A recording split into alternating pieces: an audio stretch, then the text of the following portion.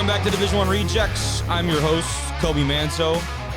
Joined today in the studio by a man that does not frequent the Marquette area, Drew Carpenter. I feel like I've been a good, what would they say, tour person. What do they call those type of people? They campus tour guide? No, a visitor. Someone who comes in and out of the area every once in a while. Yeah, fair. Yeah, I don't know what the terminology would be for that. I don't know what I'm trying to figure out, but we got you up on the wall over here. You can't really. I know. So you're actually really close. Yeah, you're within arm's reach of yourself there on the wall. Need a new photo up there. Yeah, that's true. That's true. Some interesting things have happened since that photo went up. Very true. Yeah, yellow and gold now, moving up to tech. So that's definitely a big yellow move. and gold. Black and gold. Whoa. Wow. Yeah, slip-ups early in the pod today, Jeez. not like 50 minutes in. Yeah. But this is episode 157. You may not have been able to tell, but I've done this over 150 times before. We've got Chad Braine joining us here in just a little bit. Really excited for that conversation. But otherwise, this is April 14th. We've got a couple other things to cover as far as small school football is concerned. Two different teams doled out some rings this week as far as conference championships go. Grand Valley State we'll take a look at, both of them in Michigan. And then the Alma Scots down there at Alma College ripped out their rings for an incredible season for them, and that came with a big postseason run. We'll move on from that over to, we've got three different Division II teams having either joint practices or just an all-out scrimmage. But the scrimmage we were, I think, kind of expecting when it comes to the D2 world, but the joint practices for me was a surprise. It's a weird concept. I think the NFL does a really good job, and especially when you watch Hard Knocks, it's like, oh, we're having a joint practice with the Patriots, or oh, the Colts are coming to town. I know the Lions have done some joint practices with them. I think people are like, you know what? Eventually, being a football player your whole life, and Kobe, you can experience this even though you didn't really get to at the college level as much.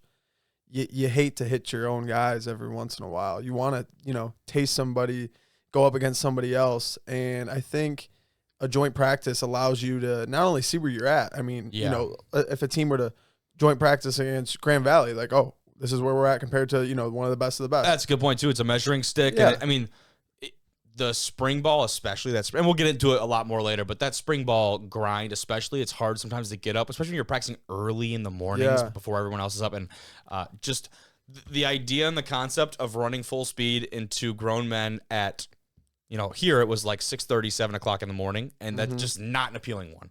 When they're wearing a couple different colors, that could be a lot more appealing. Yeah. So we'll talk about that. We've got kind of 6 teams to talk about there. And then we've got a final note that we'll kind of finish out the pod on. And that the question that I'll pose to you and that we'll break down is that from an NFL standpoint, for guys who have aspirations to go play professionally after their college days are over, is it better to ball out at a D2 or D3 or move up and try to get D1 film? And that's something that I just read an interesting take on. We've seen guys do both and have experienced success with both.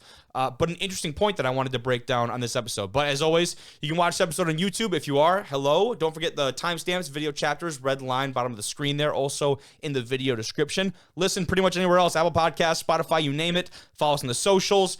Find those timestamps, get to any part of the episode you want, and then get the hell out of here. But before any of that, Drew, we'll go over to the conversation with Coach Braine. Joining the show tonight, this man is DB's coach, special teams coordinator at St. Anselm College up in New Hampshire in a conference that I was just saying, I don't know if we've actually had anyone on from the NE10. He also, though, drops knowledge on a daily basis on Twitter about recruiting, advice for high school, college athletes alike. It's Coach Chad Braine. What's going on, Coach? How are you, man? How are you? Thanks for having me. I'm excited to get you on here. I mean, obviously, we've had a bunch of coaches on this show, but not many of them are just dropping these awesome nuggets out on the old X, Twitter, whatever the hell you want to call it here. Scrolling through, man, it's a gold mine.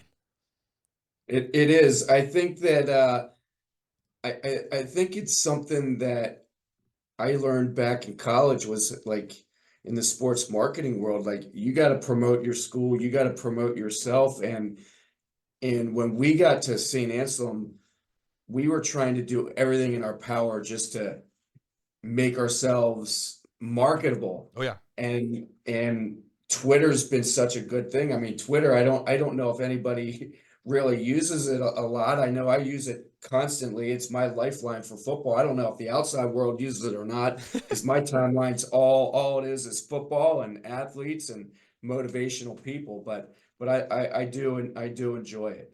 That is awesome. I don't think maybe some outside people might not realize, but man, like football, as far as recruiting, especially at the college level is concerned, it lives on Twitter and all of the conversations and other things that happen on Twitter. You guys are a part of it. It's been cool to see some of the different things you've brought to the platform, which is fun. But from the perspective of recruits and their families, they have to be pretty appreciative of that as well because of that transparency. What kind of feedback do you get from them typically? We had a visit yesterday, and I think I had 4 or 5 people just say, "Hey, thank you very much for sharing some of the information." I try not to be like condescending or like putting people down, Yeah. but in some ways I am telling them the truth. Again, it's mostly because of our everyday interactions that we have with recruits and just being in the camp business and the recruiting world for 25 years. I sometimes just see kids struggling with it, especially at our level, Mm-hmm. and parents struggling with it. I think it's, again, like if people retweet our posts, it's getting St. Anselm College out there more, which is what we want. 100%. I remember sitting down in high school, my junior, coming towards maybe the fall camp of my senior year with our defensive coordinator at the time, Brad Thomas, who I believe is now the head coach at Hazlitt downstate in Michigan. But regardless, he sits down with me, and him and I obviously had a great relationship. And Kobe, where do you see yourself? You knew I wanted to play college ball, but where do you see yourself realistically? What level? What's our goals? Wanted to make sure that my goals aligned with maybe the work ethic I'm putting in, or what's realistically feasible for somebody with my skill set, my measurables, those kind of things. And I remember he came on and said, he was like, I think you're a mid to higher level D2 guy, and I could see you being maybe in the GLIAC. Spoilers, he was right. Here I am at Northern in a pretty solid conference, playing some good ball. But I remember in that moment feeling, man, like, that's a little bit, there's a little part of you that says, man, you wish maybe something else would have come out of his mouth. But, the sooner that happens, obviously different people take it different ways, but you have that conversation with someone that's going to be real with you. That changes a lot. And if you take it the right way, can really motivate you to be the best at that. And then you maybe even go and exceed that. That's not penciling in, due to a certain spot, but talk about those conversations that you potentially have with guys coming out of high school. I remember my conversation with my school as well, and my coach even went a little further. He said you could play at East Stroudsburg, Millersville, Shippensburg, but I don't know about Indiana, PA. Okay. Like Yeah. the top of the line D2. And I thought that was great. I think that the problem we have now is kids go and they search for the answer that they want. So the high school coach, their words are often in one ear and out the other ear. Most high school coaches are real with the kids, but the parents hear certain other things. And all it takes is one person to tell a young man, I think you can play at Villanova. I think you can play at Georgia. I think you can do this or do that. And they run with it. And I think that's the biggest thing. You're always searching for affirmation and somebody telling you what you want to hear. And often the truth is washed away with what you want to hear, because it's crazy now in 24 recruiting and what you're seeing. When I was growing up years ago, you didn't see it. You just didn't see it. It was so rare to see a Division I player that it was in the newspaper and that was a big deal. But now, because you're seeing hundreds of Division I kids getting offered, and it just seems like it's easier to do in the social media age than it really, really is. Yep. Because you're seeing it everywhere. When we were growing up, you didn't have that, so you didn't see it. No, I get that. And the confirmation bias there is, you kind of touched on at the beginning, that can be killer, because if you only search for the answer that you're looking for, that could potentially, and that's just life in general and certainly not just recruiting, but if you only search for the answer you're looking for, you may not get very far. You could be digging yourself actually into a deeper hole by closing some of those other doors that potentially, depending on timelines and other things, could be closed for you and lead to great opportunities. So that's a great point. And the transparency from a recruiting standpoint that you talk about in this day and age where everyone is connected and it feels as though you see everything when in reality that is very much not the case. That transparency from a recruiting perspective for your coaching staff probably becomes somewhat of a selling point. Am I correct in that assumption there? Yeah, I mean, it's not fair to write a kid off after his junior year because there's a ton of reasons why they may not have hit in their growth spurt. Especially at They may D2, right? With the calendars being so much different. Absolutely. So, like for us, we look at it in basically three ways. Number one, we're looking at academics. Okay. If you don't qualify for academics, it doesn't matter. You need to have a 3.0 core with us. But we're looking at that kid. Okay. His film is lights out. Like we want to offer him. All we want to do is see him at camp and see that he's somewhat like his film. If he's anything like his film, he's going to get offered. And then there's those kids like, okay, he has the potential, but we got to see him at camp and see him in person. Yep. And then there's the third kid that their film isn't that great. And you still want to see him in person. Okay, they're in person. They're not very good either, unfortunately. I shouldn't say very good. They're not up to standard for the Division II scholarship level. And then you sort of take them off your recruiting board. But you always can go back and look at their senior year. And so we're never going to write anybody off. I will tell you that when kids come to our camp and they say, "What do you think, coach?" I will say, "Hey, we can't offer right now, and this is the reasons." And I'm going to tell, I don't want to just say, "Well, because you're not good enough." That's a cop out. That's an excuse. I want to say, okay, if you're 5'8" and you're a corner, you got to be able to run a 4.5, 4.6. Or, if you're an offensive tackle and you're undersized, you better be able to run very well. Like we want to give them like concrete answers at why they aren't good enough or why, yeah, we are going to offer you, and so I think that's a big thing with us is just telling them why or why not. There are some situations where it's going to be, I do want to see your senior film. Like, I'm not kidding. I want to see you take the next step as a quarterback, as an offensive tackle. And there's a lot of those tweeners that we are going to keep recruiting. The bottom line is, for a young man, like if you come to camp and they're not wild about you, they're not grabbing you afterwards, that's not a good sign. And some coaches aren't going to come out and tell you, and I'm not going to go out of the way and go down my list and say, we're not offering.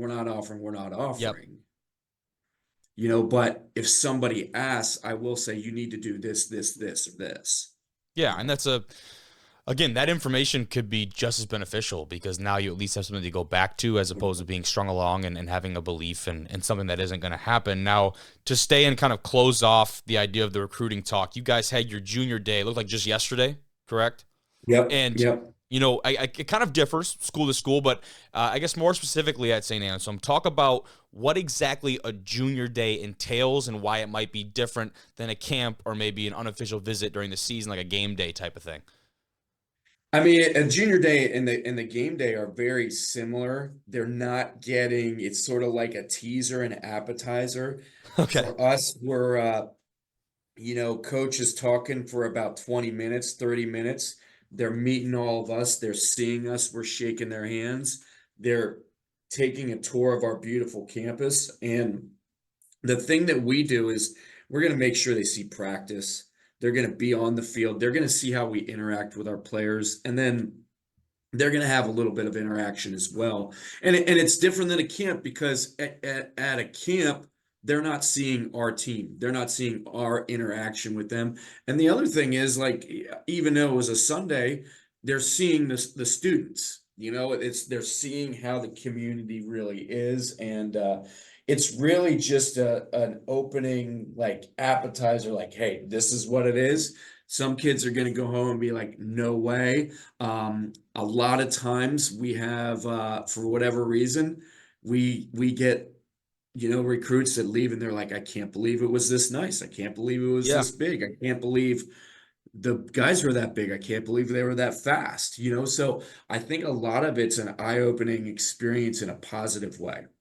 I hear you. And that can be, like you said, it's both ways, but I'd assume it's a lot of the latter for guys that maybe don't expect much out of a Division II squad. But you guys did, go back kind of on that Twitter note, you did a Twitter space with your coaching staff, it looked like. And I'd have to imagine you were a part of it. I didn't see this until just recently, so I didn't get to tune in right before I was prepping kind of for the show. But talk about what spurred that idea and what made that happen, because that's not something you see very typically from a coaching staff.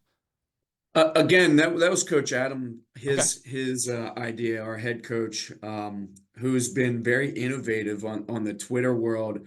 In fact, when I was at East Stroudsburg, they were one of the first teams to put an offer graphic out. Okay.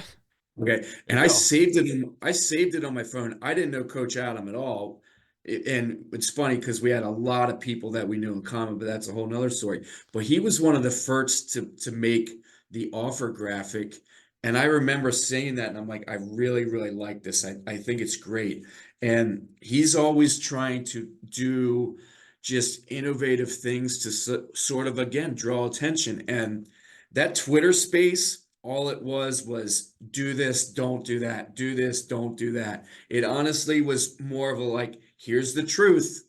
We're telling you the truth about football recruiting. We're not sugarcoating anything. We're telling you the truth and just sort of giving people information because there's so much misinformation out there because recruiting is a one-shot deal. And then you have a new round of kids. And unfortunately, as I mentioned in the opening, they're only listening to what they want to hear sometimes, and they only see the bright lights of the big time. Yeah. And recruiting is a very, very stressful process. It's not all about the graphics and the jersey try-ons and the overnight visits and all that stuff. Like it's a stressful process for everybody involved.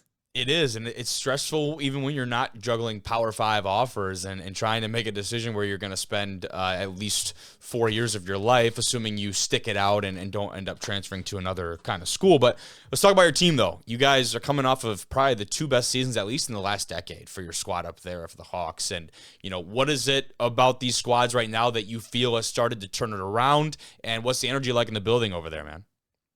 So we brought back football in 1999.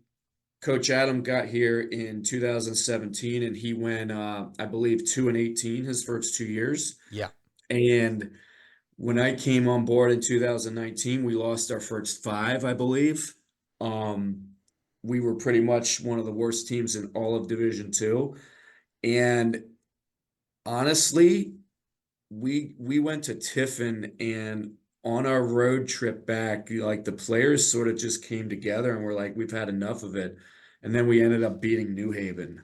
Like, I don't know how it happened, but we beat New Haven. That's awesome. Who, they walk out there and they look like the New England Patriots, compared to us. And we beat them. And honestly, like, we just, coach always wants to recruit will buy kids,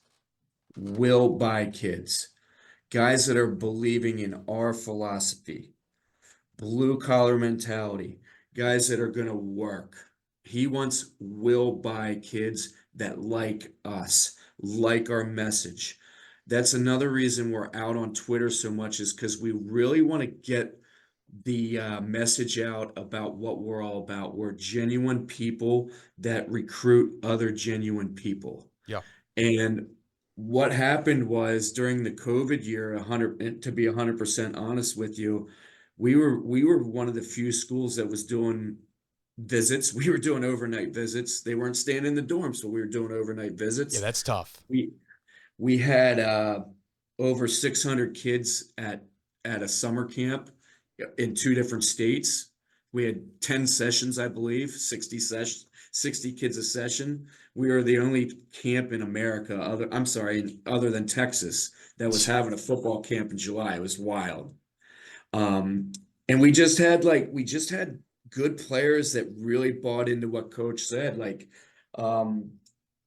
it's not like the coaching staff went to a clinic over COVID and all of a sudden learned to play or learned to coach better. You know, but what happened is, and I'm a 1,000,000% believer in this. Coaches don't make NFL players. They don't make all conference players. The players make that themselves, but you have to get the correct player that's going to buy into what you're saying. And that's what we do here. We look for the right fit, parent wise, academic wise, how they conduct themselves. We look for the right fit. And that's why we've been successful the last couple of years. So, 6-4 and 6-4. I think in 22 we were 6-4, but we got blown out by some conference teams. I think we lost a couple games, by multiple touchdowns. This year we had a terrible start. We were 0-2, terrible. And then we lost 2 conference games by, I believe, 9 points total. Yes. We were literally one play away like 25 different times. If we make the play, we're champs. So, we got a taste of it. There was some quite a few injuries on offense. We lost our tailback, who was a captain. We have an All-American who's just worked out for the pros at Holy Cross. He played 40 snaps this year, and we lost 2 out of our 3 top quarterbacks last year. So that's tough. yeah, it's very tough. You're losing Yep. you're losing your leaders on offense. So, And that's not going to get any easier this year, man. I mean, you talk about that schedule you guys got coming up, and with an opener against Sacred Heart FCS, and then you choose to double up a team in conference, and you're not getting a pushover, obviously, over there in Bentley. You get them not once, but twice. Talk about that to open up the year, 2 back-to-back really tough ones to test this squad. Well, I mean, Sacred Heart's Division I team. It's going to be a huge challenge for us. Absolutely. Great program. Obviously, our kids are going to be amped up for that. It's going to be an awesome test for us. We're really, really excited. Go on the road right away down to Connecticut. I know they played against quite a few of those kids in high school, so it's a cool regional game. I'm glad they gave us an opportunity to play. And then, Bentley. So because we're short a team in the conference, we'll play one team twice. So technically, this is the non-league version. Oh yeah, we've done that in the GLIAC over here. I'm very familiar. Yeah. So they gave us one of the best teams now. I mean, they are very, very well coached. They are a tremendous group, and we had a tremendous win against them this year, and they have that one circled on the calendar, and it's not going to be an easy game at all. But we're ready to take that step.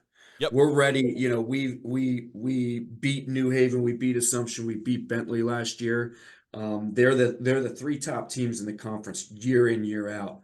We want to be considered one of the top teams in the conference. The only way we're going to be considered the top team in the conference is if we continue to do that year in, year out. But it's going to be tough, man. They are a tremendous program. They did a great job recruiting. It'll be a challenge.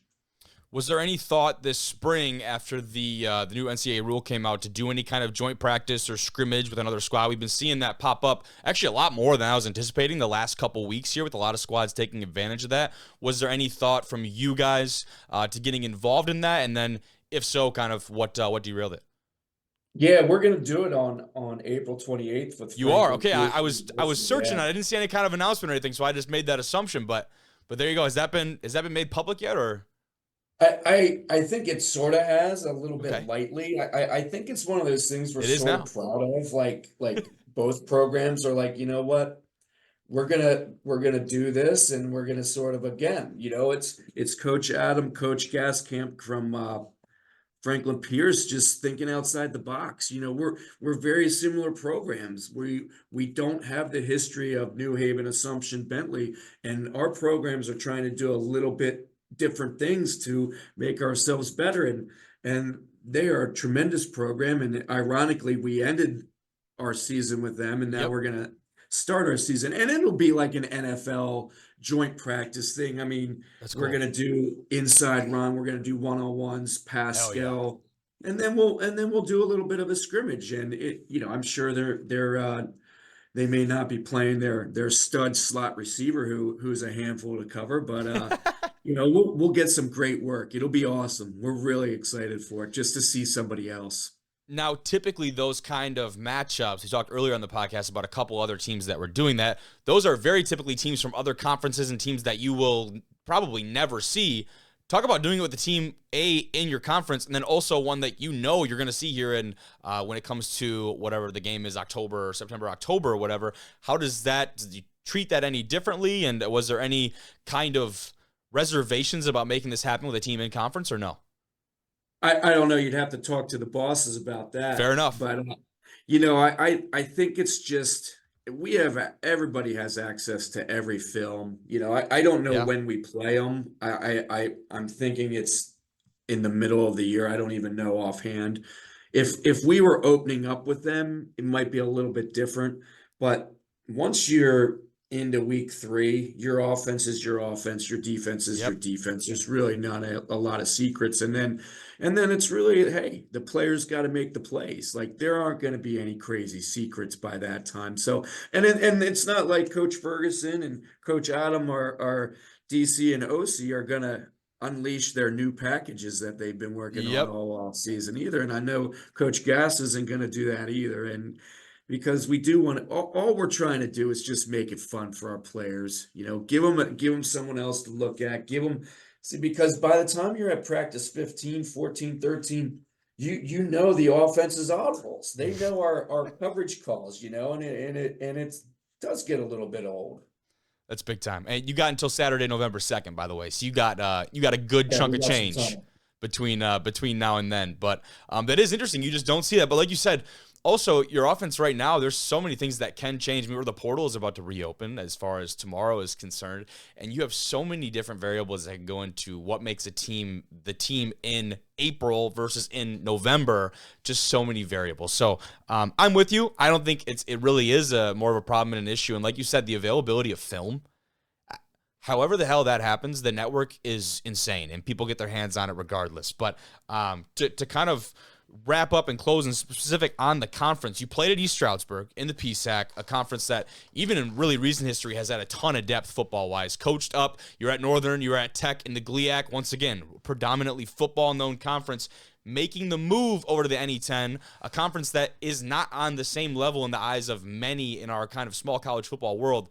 What are the differences have you seen? Are those kind of perceptions misguided? What have you seen in your eyes?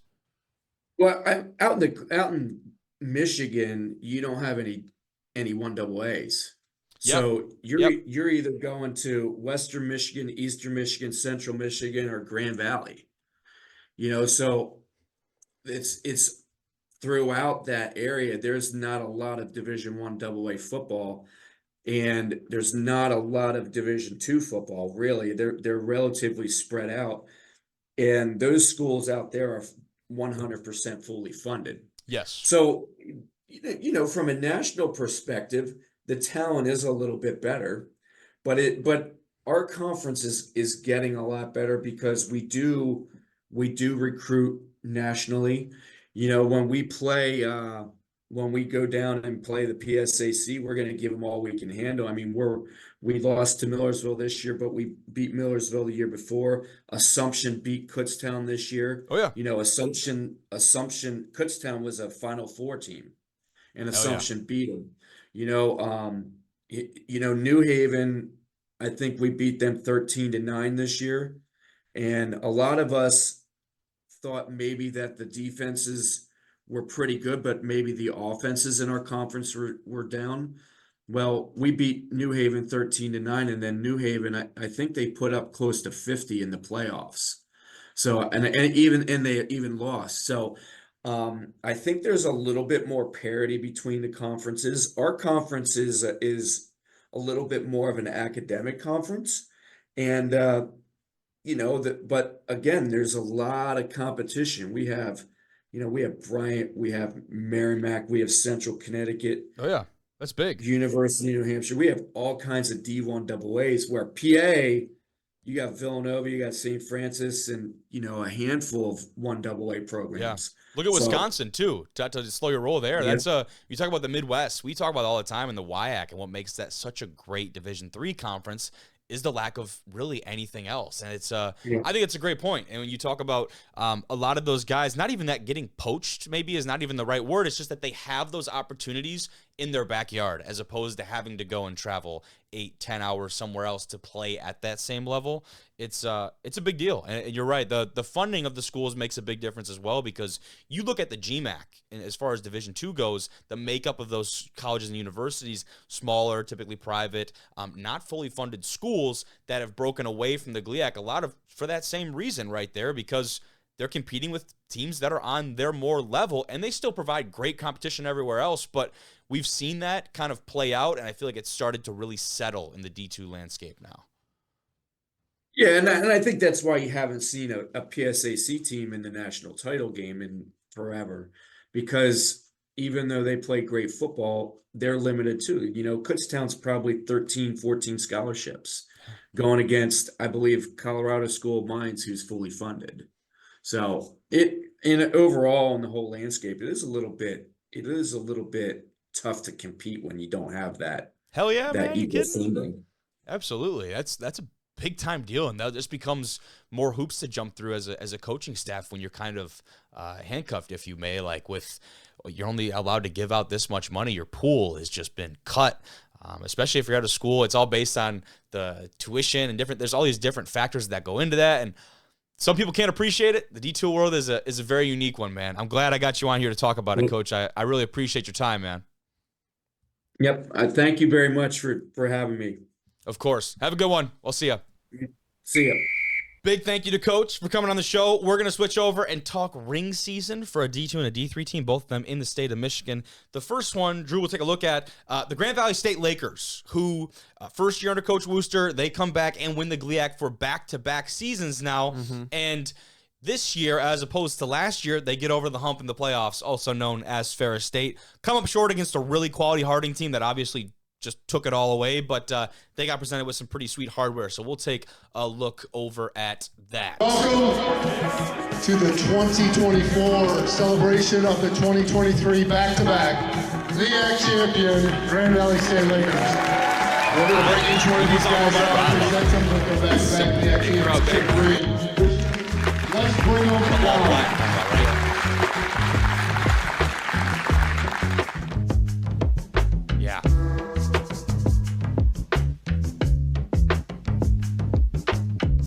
But yeah, to build on that, you're talking about the ring, right? And I'll go back to actually find the frame. Here we go. Yeah, here we go. We got it now. So when you're looking at this frame right here, and you've got this, the obvious football shape is there with the GV logo thrown right on top, but the black, almost like black diamond kind of look that is just huge in the middle.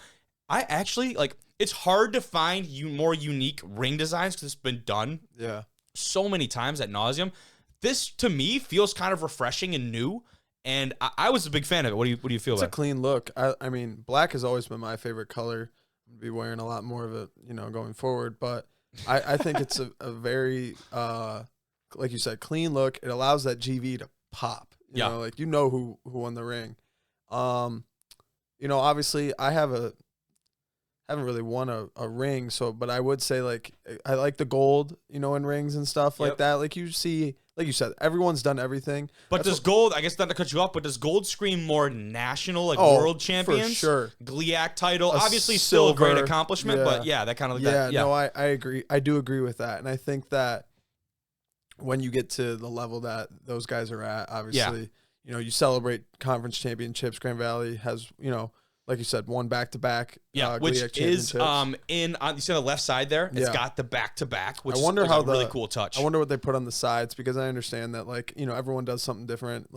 Some people do number, some people do logo, or it's who they beat or anything like that. But yeah, I do like how it's a little different. I do like how that they are able to allow that that photo or the logo to pop at you. Yeah, so there's a little bit of a different look at the ring, and that looks sweet from this angle. You can't see, You know, I'm gonna have to pull it up in maybe a new tab and zoom in on it. Might actually honestly be the best way to check it out. But you can't see too much as far as here we go. Oh, this now we're talking. Now we're talking. Okay. Let me scroll this over before I show the people. You know, like some people usually put their rivalry scores or something like that. Yeah. So this is more of a zoomed in close up look at that ring, and we don't get to see too much of the size, but you get to see some more of the details right there. The shape is really neat, obviously with that football piece on the top. I like how the logo comes off. We're not professionally critiquing this, but no, we don't work at K Jewelers. Yeah, no, we didn't go to Jared, but.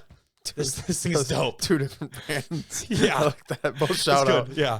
But it's just a dope ring. Really cool and different. I'm big on the big black, like jewel diamond, whatever it's probably not real, obviously, but whatever it is really sweet. So switch it over. Let's talk D3 and some rings from the Alma Scots celebrating team 130. And now we get to see the side of this ring. I like that. This is a really cool piece. Hunt on the side with both the American and the Scotland flag, Scottish flag. And that looks like you've got the Elite Eight underneath, obviously, after that big win over Mount Union for them in the playoffs. Yep. Before that tough loss to Cortland, who went on, again, to go win it all. And then you've got, is it an arrowhead or a spearhead right there in kind of the middle? I think it has something to do with like a Scottish, the hunt, right? Yeah, like absolutely. But I mean, that's a good looking ring. I like that. Yeah. And part of it is like, I mean, someone just probably took his on there their phone. We go. But there we go again with the football shape, but they've got more of the bedazzled, if you will. Hey, this is more traditional, but at the same time, obviously got their own like, what's it called? Little kick to it, on the right with the hunt American. Is sick. Yeah, I like that. That's really cool. I think probably the other side's like player names and stuff like that. Yeah, you probably have more of the custom pieces over there. And similar to GV though, and gotta throw obviously GV is Grand Valley in a sense of like everybody knows and respects them across the state of Michigan. The MIAA with Alma, like I will say I have a friend of the show who manifested this years ago and said that they were gonna ring, and the Alma Scots, man, talk about a program that was kind of like in the mid part of that conference to like, hey, we're the top dogs and we don't plan on backing down to anybody. And it wasn't even close. No. Like it was not even close. The competition in that conference for them. And that's, there's a conference too that we've seen success from teams, especially in more recent history, like Hope, like Albion, like some of these other squads. Trine is usually kind of in that conversation, right? And, kind of to build on that point and what they're going to be looking at for this next year. We're also talking about a team that's going to Scotland here very shortly for that spring game against the East Kilbride Pirates. I hope I got that one correct. I don't have it pulled up in front of me, but we talked with Carter St. John about that trip and kind of how exciting that is. This, though, is a look at their 24 season, in the States. And you'll see here I got on the 2 games schedule, circled right now. Yeah, exactly. The one for me, the huge one, is that week 1. Is it a week 1? I'm assuming in September 7th. Yeah, because they don't have the week 0. It's just D2. University of Wisconsin River Falls. That is a big time matchup for them, and obviously you want to have. You talk about the measuring stick earlier. That's a great measuring stick moment for them going up against one of the pretty quality teams over there in the WIAC. Now, it's not a Whitewater or lacrosse, but River Falls is right there, I think, behind them with teams like Oshkosh, Platteville, more on that level. That still, in any other conference, River Falls is probably a squad, especially with that offense over there with Blaha and company, that would have just rolled in maybe almost any other conference. So I think, like you said, that's obviously a huge matchup, and it's a week 1 to where it's like we get to see, what team is coming back for Alma. Yeah. As well as you said River Falls is the team right there? Yes. All right. Obviously, in your backyard, week 3 at NMU, you got a team that was very, very hot coming out of the D3, division, and then a team that didn't have their greatest season last year coming out of Division 2. Yeah. That's just obviously just one of those, like, kind of in the same state, kind of probably know some buddies from your high school areas that, that's like it's a big game for both of those programs. It's a prove-it game, man. Yeah. For, again, the Northern up here, like, we've seen some really tough football games up here, and it sucks to watch. And there's obviously still a ton of guys on the team up here that believe that we will have success, and they're doing a lot of rebuilding and changing up some things this offseason to try and get back at it. But yeah, man, the in-state part of it is so big because you're right. There's connections with both these teams, and that's a freaking prove-it game. Like, Northern has 2 games on their schedule. You have lacrosse and you have Alma. And now for an outsider to look at that and say, oh, here's your schedule. You're scheduling 2 D3 teams.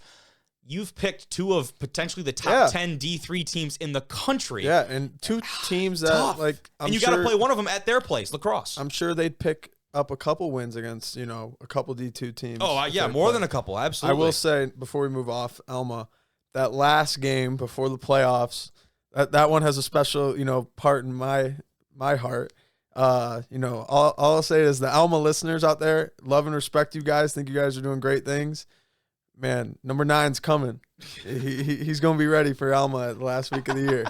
That's the Adrian. Yeah, that's Adrian that last week. And you look at that week 2 game at Denison, for a Denison team that performed actually pretty well towards the end of the year. And we've got a guy over there in Trey Fabricini over there who has been just bullying kids when it comes to running the football, especially between the tackles. He can tote the rock. So a lot of big things coming. And I think something also worth mentioning, we haven't talked about on the show very much. You look at that 4th game right there, October 5th at Calvin, who will be their first year of sponsoring a Division III football team. Really? And last year, Calvin brought in a whole recruiting class, redshirted the entire class, and just built these guys up. Get guys in the playbook and the weight room, and they're still college athletes, but this is the first year that they will be sponsoring. At least, I don't know if they had one in the past. I don't think so. Obviously, Calvin is very widely known Division III world as a hoop school, man. They got a really good basketball teams over there. It might be, who's the other one? Kalamazoo. Yeah. I was thinking, aren't they? I think Calvin might be a good baseball program too. I can't speak on that. I'm not really sure. I'm not sure. One of the two, but no, that's sweet. I had no idea. Yep. And I think that's, you know, obviously when you look at teams that you have a lot of schools, obviously there was rumors about a couple NAIA schools shutting down, but you see like more schools coming in like, yeah, we want to play football too. And I've always said, you know, if Oakland University in Rochester, Michigan could get a football program. Yeah, and they've got a club team right now, but that goes back to, and we're obviously on a big tangent right now, but that goes back to, I believe it was the university president against quote-unquote contact sports, right? If you put a football program in that university, that thing, I think more people would like go to the university. It's big time commuter school, right? We talk about the location and everything, obviously, but especially now the timing with the basketball program, how rowdy it is. Capitalize on that, right? Yeah, you never know. That would be pretty sweet, but good for the MIAA to fill out that conference even more. And Michigan football is, as the state is concerned at the college level, is an interesting spot because, like you said, we saw the Redbirds, I believe, down in Concordia, Ann Arbor, were. It seemed like this close to just being done and packing it up. Then you're talking about a team over in Madonna who had apparently toyed with the idea of moving up to Division II, and I don't know what that was going to look like. For now, they're still in the NAIA scene, haven't made it over to the NCAA side. They also have not had really any success when it comes to wins and losses. I'm not sure they've won a game yet, but you never know what could happen this year. And the thing is, though, people don't understand, like, the moving of levels has almost nothing to do with team success. Yeah. Look at a team like, no offense, Mercyhurst, who in the PSAC, PSAC. I believe they're in the PSAC. No, they are. Yeah, they are. Because that would have been, that's with Gannon and them. Yep. So I am right. Okay. They're on one of the divisions. There's 2. Yes, the East and the West. But they're in the PSAC, a team that just notoriously has struggled mightily. Yeah. They're making the move up to Division I. They'll be in the NEC, I believe. Or is it the Northeastern Conference or something like that? I know, maybe that's whatever. But it's a Division I FCS conference, maybe Northwest Conference, whatever it is, and that's a team that's frankly stunk. And that has everything to do with the university. It's a school that's got D1 hockey and a couple other sports even, I think. So for them to make that move I did see that on Twitter very recently. Yeah, probably on D1 Rechecks. Retweeted it. Probably was, actually. Probably otherwise it wouldn't have popped up on the feed. But we can, let's move over here and let's talk, we mentioned it a little bit earlier. I wanted to expand on that idea of Division II teams having these joint practices. And the first teams that we'll talk about just a little bit, we'll just mention these teams. And this is a tweet put out by Upper Iowa here just the other day. It says, good day for it. Awesome experience and some great work for our guys today. Thanks to Coach and Winona State football for their first-class hospitality. So they went over to Winona State. 13,000 views. Yeah, we got a couple photos. Here you have just like a little bit of a look of what they had going on over there. They believe that the Warriors, and there's a good shot. They had the officiating crews out there, both squads. And this is interesting because Winona State, they don't have their quote-unquote spring game, Drew, until April 20th. So they have 6 more days. As of recording this, they have 6 days until their actual spring game. I wonder when they started. Yeah, it's a late game. This is April 20th is a very late spring game. Most teams are already wrapped up by now. But we mentioned it earlier. Just build out, like, what are the benefits of seeing somebody else in the spring? Yeah, like we talked about in NFL level. I think it's very hard for college levels to do this, especially, you look at the D1 level. You don't see Michigan going over to Central or, hey, Western, you want to, come get beat up by Michigan or whatever, whatever. Yeah. So I think when you look at the D2 teams, it's very hard to kind of do that because of just travel and all that hospitality, whatever. I think that I'm not sure are Upper Iowa and Winona in the same conference. So no, and I they think used to be though. Okay. And because Upper Iowa has moved now, they're in the GLVC. They dropped out of the NSIC, where Winona's at. So it is a non-conference. I think that's deal. a very important, part, because if you look at someone in the GLIAC, right? Let's just say that Hillsdale was they're in the GMAC, was trying to have a spring practice, and they were like, hey, Wayne State, we don't play you this year. You don't play us.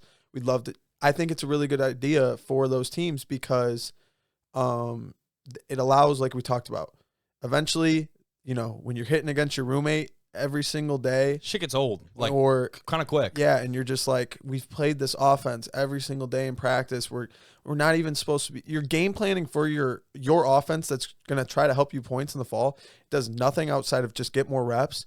It'd be kind of cool to be like, hey, we're going to game plan, just a quick game plan for Hillsdale, quick game plan for Michigan Tech. What I'm trying to say, where it's like something like that. And I think Upper Iowa and Winona. There you go. Thank you. They're ahead of the curve. Yeah, 100%. And we've got 2 other kind of matchups to talk about here with 4 other teams getting involved. But that's the big thing I think I got out of this is that you can get, as a coaching staff, you could get strategic in this.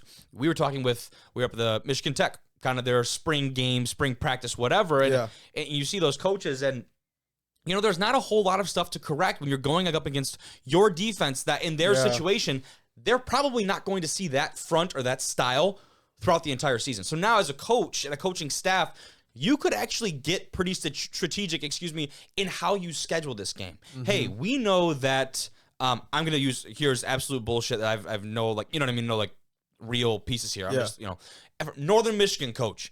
We know we got to play Michigan Tech, and it's a big rivalry game for us. We want to make sure we're absolutely prepared for that. Be a huge win for us as a program. Yeah. We know they have 6 guys in the box. They have a LA defender and a Mike linebacker that plays like this. They like to stunt on the line. They do all these, they have these certain characteristics and these certain fronts. They play a lot of cover 3, whatever it is, right? Yeah.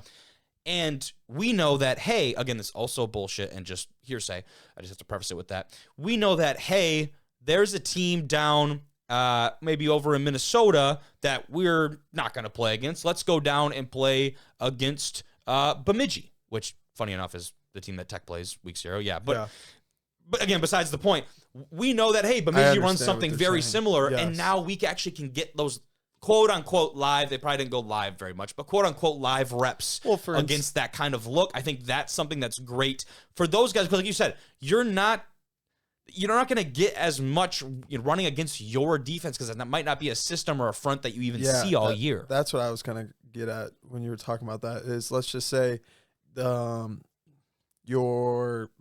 like I said, making up stuff. All bullshit here. You're Alma, and all of a sudden you run a Bearcat defense, and you're like, we're the only team in the MIAA that runs a Bearcat defense. Why is our offense going up against these guys every day? There's no point. They're never going to see this until potentially playoffs. Mm-hmm. Let's go schedule a team that runs a 4-3 or runs a 3-4 or uses more nickel packages, stuff like that. You know what I mean? Yeah. So all it does is help you guys out. And, okay, who's the second team? So here we go. Now we've got another example of some more teams that kicked it off with joint practice. This is McKendree, the Bearcats, out of the GLVC, going up against Missouri Southern State out of the MIAA, because it's that Missouri conference. So 2 teams that were relatively middle of the road. Missouri Southern, I believe, did have a big-time upset win this last year and surprised some people in a few games, but ultimately finished kind of, again, middle of the road. McKendree has kind of been, I guess the third in that conference was behind Indy and Did you Truman. guys play McKendree a couple years ago? We did. That's yes. what I thought. I remember and watching they actually, film. if I'm not mistaken, McKendree's coming off a pretty decent year as well. So two teams that, once again, are at very similar points, Yep. I think, and I'm sure that was an objective of getting that done. But you talk about the They travel. don't play each other either, right? No, they don't. They don't play each other. Talk about the travel, too, would be kind of an interesting piece. Again, like where, I guess I have to see. It says with Missouri Southern, so I'm assuming this is they're in Lebanon, Illinois, McKendree is. So I'm assuming that's where it was located. But there's a couple of pictures from that, and it just kind of goes along the lines of, I just wanted to showcase that there are more teams actually taking advantage of this. It looks like Missouri Southern is kind of in like the game unis, and then McKendree's got just the practice pennies on. Yeah. Almost. Doesn't that look kind of funny? I just realized that. It's very interesting. That's definitely a game uniform, right? Yeah, I mean, and Missouri, that red jersey is definitely a practice jersey. Look at this. Yeah. That's a practice unit if I've ever seen one. And you saw the picture in the last thing of the referee surrounded by all the guys. You know what they were talking about? Probably the knee pads. Probably that. Probably that guy. Look at that. That guy right there is costing his team 15 yards. Dude. And like some guys, like try to at least hide it a little bit. This man has his pants rolled halfway up his thigh. Yeah. Hey, shout out to you, man. That's bold. Could never be me. That is insane. That's insane. I think that, you know, he's definitely got some drippy photos out of that. For sure. You know, I mean, as dripped out as you can get with the practice penny looks on, cool. right? Like, looks cool. It also looks cool when you're able to suit up the next game. oh, there it is. You know what I mean? There it is. But like, no, I understand the whole, like, trust me, every player, including myself, is trying to get away with a little bit of knee pad, you know, whatever. But yeah, that was crazy. Absolutely. And then finally rounded out with this one from Matt Witwicky from D2Football.com. Stop by the MSUM football, that's Minnesota State University Moorhead, for those of you who aren't great with acronyms out there, at Sioux Falls spring scrimmage yesterday. So this is more of a scrimmage, both in game uniforms. They both got the memo on that, Mark. He said, great weather, both teams on the end zone, and an evenly contested afternoon, more picks to follow. Ooh, this one's more interesting. These guys are both in the same conference. Oh. Like, yes. we'll play each other? No. Okay. That's the thing. But they are both NSIC teams. Remember, the NSIC is so large, and they have the separate deal that not all of the teams like overlap the and GLIAC see used each to be. other. Yes, exactly. So that is an instance where this does make sense. But even still, seeing technically a conference foe. Yeah, I like that. I do too. But then you have to think about, in this case scenario, this isn't a team you'll play this year. But who's to say that next year these guys don't have a matchup? Maybe this comes. I don't know if it even comes into obviously a different team and everything, but different team could be different coaches. Interesting. And then kind of the last point I wanted to leave on this whole scrimmage idea of scrimmages and joint practices. These are getting filmed, obviously. Yes. Now, because you have this scrimmage in the spring, obviously teams go through a good bit of changes from April all the way to August and September or whatever. But is there any chance that potentially a team comes and tries to source video from someone who they have a common opponent? You know what I mean? Like Bill Belichick? You know what I mean? We need some more video of this Moorhead team, and we just don't know where to. Like, what's the most recent video? Yeah, we could probably go get their last game of last year, but wouldn't it be a better indicator to go get their spring football footage? No, I understand. I don't think. And I don't know what the gentleman's rules are like there. You know what I mean? Rule. I do think that's a great idea though, because obviously we both know that the last play of your previous season is not the same team you rolled down with in the spring. Sometimes not even close. Yeah, because, you know, I just know that, you know, there's certain guys that aren't at Northwood anymore, graduation, anything like that. Like the last, you know, 2 games of us versus Thomas More and Walsh, that's not the same team that is rolling out in the spring game for, you know what I mean? So like, I understand where it's like, you're like, oh, okay, let's check in on this personnel. Oh, the all-conference linebacker is gone. Oh, the all-conference defensive end tore his ACL. Oh, you know what I mean? Like you find stuff like that out that like when you're in spring ball, you kind of keep that, you know, close to the chest. Yeah, absolutely. And that's the big thing too is one, the guys that are out of eligibility and moving on, it's easy to you put kind of two and figure two that together. out. No, I mean, today's day and age, you never know. That's also true. We're kind of getting out of that phase finally. But then thank you have guys that are just hitting the portal out of nowhere, guys who have injuries. And then the other big thing is too, say you have someone go down at a key position and now they've got a backup who comes in that there's potentially no tape on for the last year. You've got a stud left tackle that has graduated and is going to go try and play some pro ball. Yeah. The dude behind him has been waiting 3 years to get some real snaps. You got a drop back passer, and then all of a sudden he went down first week in spring ball. Torn ACL, probably not going to make it to the start of the season. I don't know the ACLs. Yeah, sorry. I don't know. I feel like that's just the most. We'll go Achilles. Shout out Tegan Kogler, my guy. Jeez. Finally got cleared. But torn Achilles or something like that, and then you got a dual threat guy, and it's like that changes your scheme. Yeah, because you're going to be rolling with that guy potentially through the entire. He might not be able to throw a 15-yard out, but he might be able to take one to the house himself. You know what I mean? Hell yeah. So something like that. Hell yeah. I feel like it changes your thing, and if you're a coach and you're like, you know what, I might as well stop by. Let me see what they got going on over there in Sioux Falls. Is that what it's called? Yes. And I'd have to see what, I don't know, again, off the top of my head, what the rules are like as far as, sending people to those games to film. But, I know obviously these coaches all have their agreements. You get game film when you're scouting all these opponents. Yeah. And so they're sourcing them from other coaches. And that exchange, I've never been a part of those conversations, but that exchange happens very often. I would assume it's a lot of a you scratch my back, I scratch yours. Yeah, imagine it's just like, hey, what can you give me? Hey, what you got on Coach, let me get a little. What you got on Sioux Falls? Yeah. I had a buddy of mine. His name's Connor Stallions. He went over to this. We're gonna send him over to the Panthers to see what's going on. Yeah. Don't worry, he wore shades. Yeah. And a CMU hat. And grew a mustache. He's looking good. He'll be on the sideline. We'll close this one out with what I believe is a pretty interesting take. It's at the top of the screen here now for you watching on YouTube. I'll read it aloud though. It says here from this account is funny, and by no means am I taking it 100% seriously. Angry Scout Vet. The name of the account on Twitter or X is Angry Scout Vet. What's the at though? At not so angry Scout. Okay. So maybe he's actually a mellow guy. He might be just angry right now. He could be potentially just angry at the moment because he changed his actual name. Yeah. He says, quote, I had a player in my DM who was at a D2 school, and he measured for our scouts, and I know they like him. He asked me if he needs to hit the portal and go D1 to be seen, and I assured him we'd be going to his school to see him. He's a star player. If he goes FBS, he might not start. Bimba, did you tell me this was you? No, I'm playing. Obviously, I understand the question you're about to ask. And, I've told, people like my friend Bimba Tunkara, Division I reject athlete, who's a stud.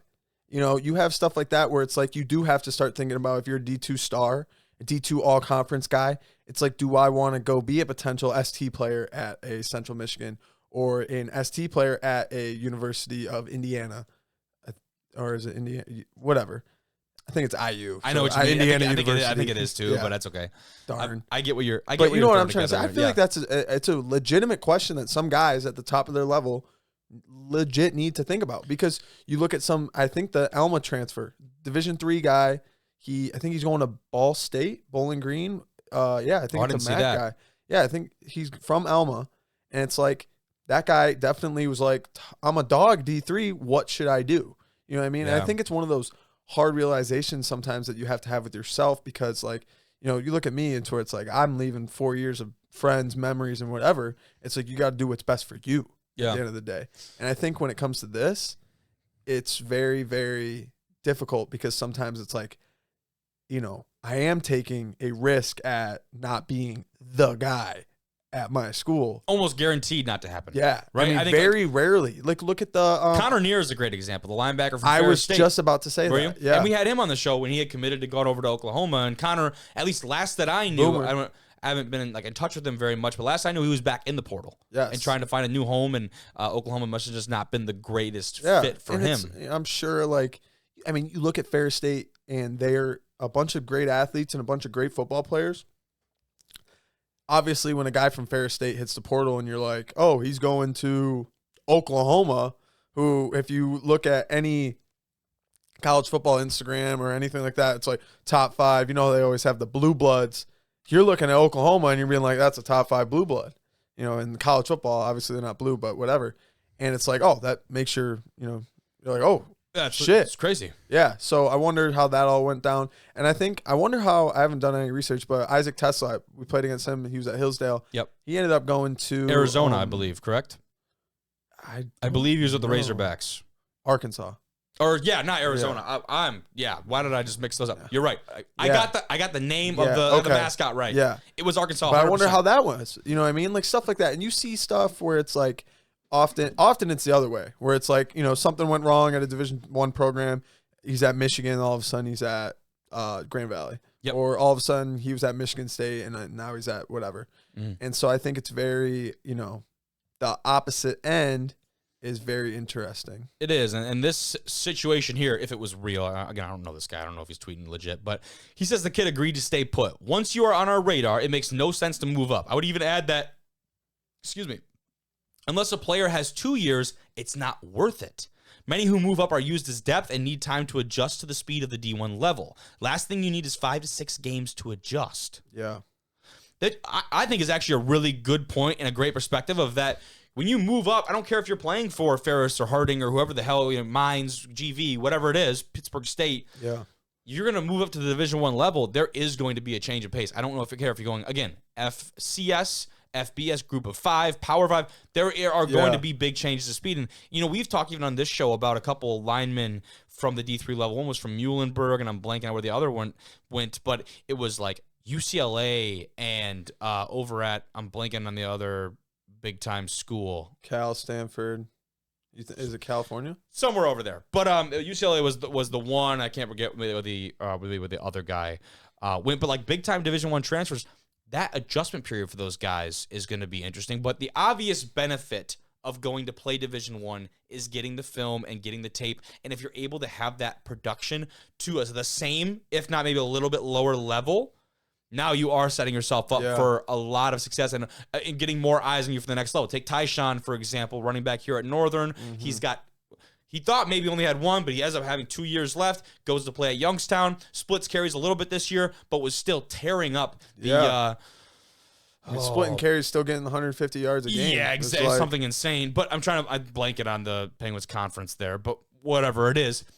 Performed very well, and now he's going to come back for a second year, and he's going to be the feature back for them, putting up incredible numbers against Division I playoff caliber competition. They made it a couple rounds into the playoffs. I believe lost to Nova maybe in the second round, but that's a great example of someone who is setting himself up much better because of that move. I think there's multiple people the guy talked about as far as I think this is kind of going into like, if I want to make it to the NFL or I want to get interest from NFL teams or whatever. You look at some of the guys that have come into the NFL that weren't Division I All-Stars, right? I mean, it's like the first guy I always think of is Pierre Garcon. Okay. He was a Division III guy, played for the Colts. Yeah. It's like he ended up playing for the Redskins, now Commanders, with RG3 and was like the top guy, and it's like a D3 product. You look at Cooper Kupp. He didn't go Division I like FBS. He was at, I think it's like Eastern Washington. It was, yeah. Yeah, and it's like that guy. Obviously, everyone knows who that guy is. He wasn't at Michigan. He wasn't at Alabama. Adam Thielen. That's who Adam Thielen. Adam Thielen's a great one. Oh my gosh, why I'm really gonna hate myself for blanking now. Running back for the Chargers. Eckler. Austin Eckler. Now the Commanders. Yeah. Sorry. Fall off. Sorry. But Eckler was the guy. Yeah. Was over in the RMAC with Western Colorado. Tyreek Hill spent some time at West Alabama. Like, you go down the list. Like, there's and I think it goes to the whole mindset of if you look at guys and they're in the weight room, they're getting agility, they're making plays on the field. They have the numbers, right? Because they're checking those boxes. We talk about that when we go over all the pro comparisons and things we do on the show. Yeah. As long as you check those boxes when it comes to the numbers and things, and then you can let the tape kind of speak for itself. It just allows, you just have to check the boxes. That's all you have to do. Yeah, it just allows you take care of yourself, and you might not get drafted. There's a realistic chance that you're probably not going to. Very. But here's a realistic chance too. You get signed by a pro level team, and what was the guy from Caleb Murphy, right? That was the guy from I don't know how he ended up. The NCAA sack record and then goes undrafted. Yeah, and he stuck around though, still with the Titans. Okay, still with them. What do you think? Was in their sketch video. What do you think? Was he really? He was. That's trend's getting old. I saw Will Levis do it too. That made me cringe. But yes, Caleb Murphy was in the Titans little sketch video. But like, what's that guy thinking? He's thinking, you know what? Doesn't matter if I'm going to get drafted. I know I can ball. Oh yeah, I'm gonna go play. Mm-hmm. And I feel like guys who are like that at the Division II, Division III, like Tyshawn, he is technically Division I. But that non-FBS level is what I'm talking about. Yeah. You go to that school, you ball out. Yes, you might have other opportunities. But if you say, you know what? I'm going to get my degree. Because I feel like that's a lot of Division II guys things where it's like, especially when you look at people who are halfway through their senior year, it's like, I have 1 semester to get that degree. You could get hurt, and all of a sudden the credits are weird, and you got to pay more and all that stuff. So I think that's a big part. And just like Division II level, we've talked about this. There's so much more. It's like, obviously it's football. You're there to play football. Mm-hmm. But like, I feel like the camaraderie and the less like, it's less, you're with your boys. You know what I mean? I feel like that means a lot. Yeah. Versus as Division I to different level, people, right? It might mean different people. Division I level, you go to Alabama, it's like, I'm getting to the league. Yeah. I don't care about these people. Potentially, yeah. I mean, I'm not saying every NFL. I know. I'm sure Jalen Hurts still has some friends from Alabama. Yeah. But I get what you mean. Dudes have different motives and different things that keep them going. And I think I'll bring it back to another great point. You talk about Tyshawn obviously a lot because like we know him. I'm close with him. Story. And, yeah, absolutely. And he's an example of a guy that I think did everything he could at Northern. Right? He had those accolades. He did all those things on a team that, again, the year following didn't win a game. And so now you're talking about a guy who moves on from a program that is really struggling and goes to a team that is now playing in the playoffs at the Division I level. That's something to be aware of. Now, if you're transferring out of Harding, Ferris State, again, that list of teams that I went back earlier, yes. Now you're potentially sacrificing, just more, every extra game you have when it comes to the playoffs is more film and more chances for you to put on tape what kind of player you are, and so you can be evaluated critically by NFL or whatever professional football scouts. You're getting those opportunities at this level, and you're getting them against better competition. So if you're at one of those squads, hey, there's a really good chance we're making it to the playoffs this year, and I'll be damned, like we could really make a run and go all the way. Yeah. Now you're talking about missing out on a lot of really good chances to get more film against a really quality competition at this level, and any scout who's worth the shit knows that. Yep. So now having that experience versus just having the label of being on Division I, are we biased because our name is D1 fucking rejects? But you think that's more valuable of having all those different plays and opportunities to show yourself? Yeah, I think that it definitely, like you said, it all is circumstantial. I know a lot of guys similar to Tyshawn. I'm obviously very close with Bimba, and there are a lot of guys that do hit the portal. They like to see what's out there for them. And then ultimately deciding to come back knowing that, I might not like what I got out there. And I know if I do my part here and, try to win more games and try to get a crack at the playoffs, stuff like that, that they know that they have those same opportunities if they would have went somewhere else because they could potentially be playing more games or whatever. Because, this guy's talking about the FBS level. If you're at a Grand Valley State, and let's just say you're the All-American quarterback at Grand Valley State and struggling Division I Big Ten team. I don't know who's struggling, but Nebraska calls. There you go. You might not win the job. Yeah. You know what I mean? And it's just like, hey, my last year at Nebraska, I got to play, and, the place got, what's their big thing? Like, it got sold out, but we lost to Michigan by 40. You know what I mean? It's like... You know what I mean? It's just like you have a different college experience. Now your career path has drastically changed because if you would have had another year at Grand Valley, look at what was his name? Peterson? No, Carson Wentz. He was at North Dakota State before they were Division I. Yes. They're D1 FCS. They're FCS. Yeah. They're not. Yeah, they're D1. He was D1. the number 2 overall pick. You know what I mean? I know it's Trey Lance. Another one. Yeah. And there was another quarterback. Oh, Jimmy Garoppolo, Eastern Illinois. There you go. Yeah. That's not Division I FBS. So yeah, they are. They're in the, or no. I think they're FCS. I have to look back. At least isn't that Romo? Isn't that Romo too? Yeah, back in the day though. So it's got to be different. So are they MAC now? I'm gonna check. I don't know.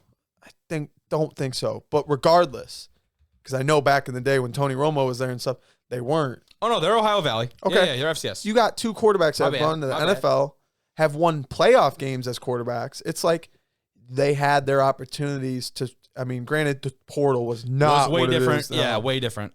But I'm sure a struggling Big Ten team would have been like, "Hey, you got that Tony Romo kid down in Eastern Illinois? Let me get him a call." Yeah, stuff like that. Yeah, the same shit was happening. It just wasn't happening on the up and up. Yeah, it was just what's the bad website that everyone goes on? That could go a lot of different ways to answer that question. Pause. What did he say? That was actually really good. The dark web. Hey, Tony, what are you up to? I've been waiting to use that That for so long. That's a bad website everyone goes on. Oh, it's great. But no, it's a very valid point, and we'll close out the episode on that. That's absolutely making the cut. Because I know that's not who I think it is. If anyone's made it a freaking hour into the episode, then you've been rewarded for that soundbite. But it's obviously a decision that's going to be made for different reasons by everyone who kind of goes through that process, and we've seen it with, like I prefaced it earlier, we've seen people have had success with both of those options. So a lot of interesting things moving forward. Thank you, Angry Scout Vet. Thank you. Probably has nothing to do with a scout. Angry Scout. It's probably someone's burner count. It's probably like Adam Schefter. He's just chilling at the ESPN office. Definitely not Adam Schefter. He would have a typo or two. Followed by over X years as scout in the NFL. What's X? Over Twitter years as scout in the right? NFL. Living rent free in the heads of those bad apples in our league. The You fact might that not speak to me. at events. You might speak to me at events and not know. Yeah, he ain't. He's capping. He's not real. Yeah. Either way, good point though. I love it. Sweet. That's it for this episode of D1R Rejects. Thank you for joining me, fella. Yeah, thank you for having me. It's always great being back, and it's great to be a tourist every once in a while. That's you wanted to get that in there and finish that out. What did he say? Bad websites.